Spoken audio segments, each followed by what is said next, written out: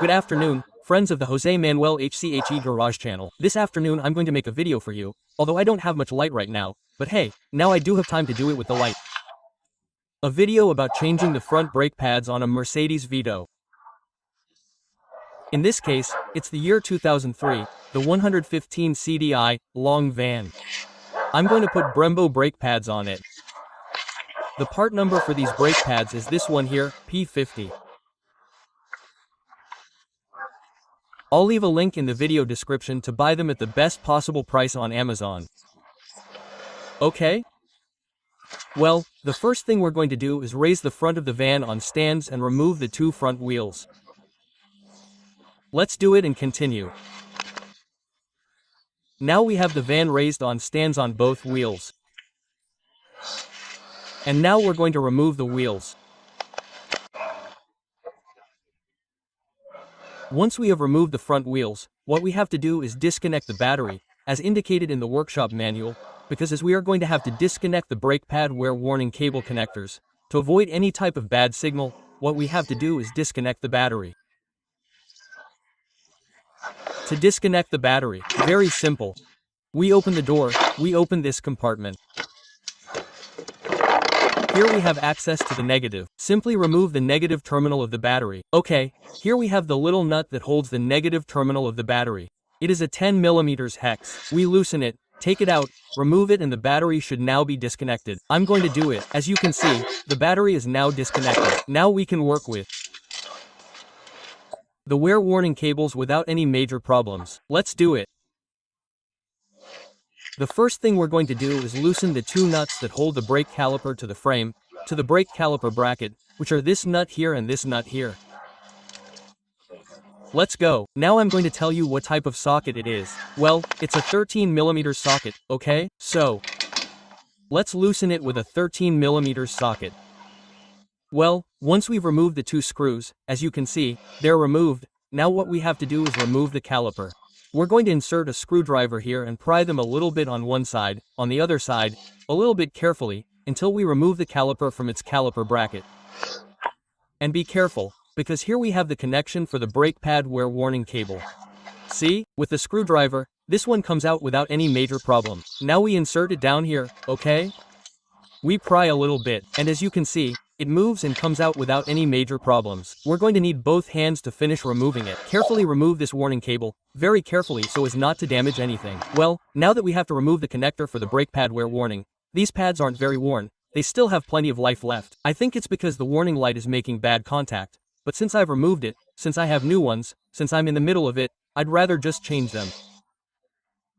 So, to make it easier to remove this connector, because it has a little tab here, look, and another tab here. Okay, so you have to pull those two tabs outwards to remove the connector here. So I'm going to get a small screwdriver to pull it outwards and another one here. Pull it outwards and that way I can remove the connector. To make all that easier, what I said was to remove this little screw that comes here and that way it's easier. It's not necessary, okay? But just for convenience, pulling with a small screwdriver from one side and the other side, this comes out without any major problems. Okay, I'm going to finish removing the caliper and that's it. Anyway, once we've removed the brake caliper, now we can take the pads out and look. The one with the brake wear warning light in this case is the inner one. Okay, well, as you can see, they weren't quite right? But I think this, for whatever reason, was making bad contact. It was worse. This one is fine, but the one on the right side was much worse. That's why in the end I decided to change them. And anyway, this is over here without any major problems. Done. And now we're going to put the new ones in. Let's do it. To put the new ones in, the first thing we have to do is retract the brake caliper pistons towards there. For that we need a special tool.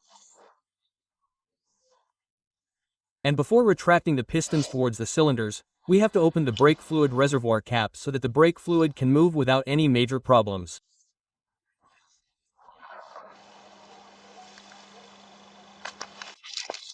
This little bag contains the brake wear warning cables and it's as simple as inserting them like this. See?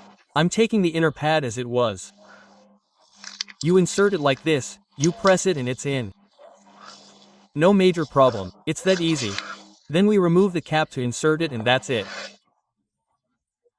So that's it, we retract the brake calipers and then release the brake fluid reservoir cap. Well, here we have the brake fluid reservoir, so we open it a little and that's it. And that's it. Now I'm going to get the tool to retract the pistons. Well, this is the tool to retract the brake pistons. Let's put it there, and once we've loosened this, no problem. Why do they retract? They retract because now when putting the brake pads, which are new, which are thicker, if we didn't retract the pistons all the way into the cylinders, the caliper wouldn't fit with the new pads, okay? It wouldn't fit at all. Come on, let's retract it. You see, there's no mystery to this. You put this little thing here, you turn it so that it separates. Push from one side here, the other side here, it's not hard and the two pistons have retracted completely. Now we can put the two brake calipers here. But first of all, what I'm going to do is take out these guides and I'm going to recondition them. I'm going to put silicone grease on both here and here. And I'm going to give the new brake pads this blue product that I always recommend, which is anti-rust and anti-noise. I'm going to prepare it that way. Come on, this is how you take this out easily, okay? You throw it away. Oh, sorry, I fell. Until you take this out. You clean it a little bit and put on the new silicone grease. Just like that. There's no more to it. Both in this one and in this one. I'm going to get the silicone grease and the other one and the other product. Here I have the silicone paste and it's transparent. And here I have the blue paste for the pads. You have to put this silicone paste here. I've already cleaned them both. This is the one below and this is the one above. They're not the same. The one above, you see, has this star here. The one below doesn't have anything. And you have to put a lot of silicone grease on it. Then you put it through its hole and massage it quite a bit, okay? Like this 2 or 3 times until it's well reconditioned. You see, we've already put on the silicone icing and so now what I'm doing is massaging it quite a bit. And once it's massaged, the important thing is that this rubber fits in well, that it stays in well so that it doesn't come out later, and moisture doesn't get in there and lose functionality. Okay, so the same thing I'm doing with the top one, we have to do with the bottom one. It's already in well and it's already hooked. I pull it out and this has stayed hooked there well. It's not difficult, right? It goes in easily. Let's do the same with the bottom one. Well, here are my new Brembo pads, new and redundant. Let's put the grease, this blue grease.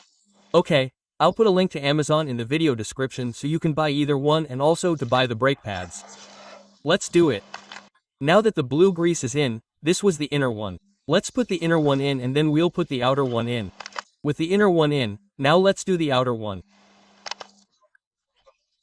Well, once the outer one is in place, we put the brake caliper, pass this wear connector through the little hole and tighten these 2 screws that come new, okay? They come new and come with the red retainer, so we don't have to put anything on them. And these 2 screws have a torque of 32 N, so now I'm going to get the torque wrench. The caliper is already tight, the brake cable is passed through here and now the 2 screws are put in. The only thing is when you go to put the caliper on is that you have to move this to the back, okay? This is like this to the back so that the caliper fits well and you don't hit the top one as much as the bottom one and that's it. There's no more.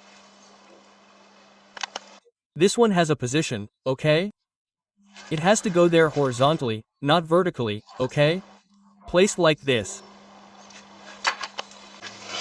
Well, here it is, 32N. There we go, we have it. Come on, now we're going to put the connector on. We put it here with its little screw and that's it. 32N everything is in place with its little blue color that will last forever and is perfect for humidity and won't make any noise. And now put the cable in. Well, that's it, put the connector in, put the little screw in. Now let's put the wheels in and remember that these wheels, depending on the rims you have, the tightening torque of the 5 screws is different. If they are made of iron, the tightening torque is 200 N and if the rims are made of alloy, the tightening torque is 180 N. So, now I'm going to straighten the steering. I'll close it properly. Well, I won't close it because I have to do it now. I'm not going to record it logically because it's the same. I have to do the wheel right now, the right wheel. That's it, we're doing it here on the left. So, that's it. Tighten the wheel to torque, as I said, to 200 N and that's it. As you can see, The process is very, very simple. Not only to change the brake pads, where you have all the information about the best ones, the Brembo ones, but also to do the corresponding maintenance. Okay? Well, I hope this video has been helpful. Excuse me for the light, but it got dark and I put on the lights that I could. And I'll see you in the next video. Bye, friends, M.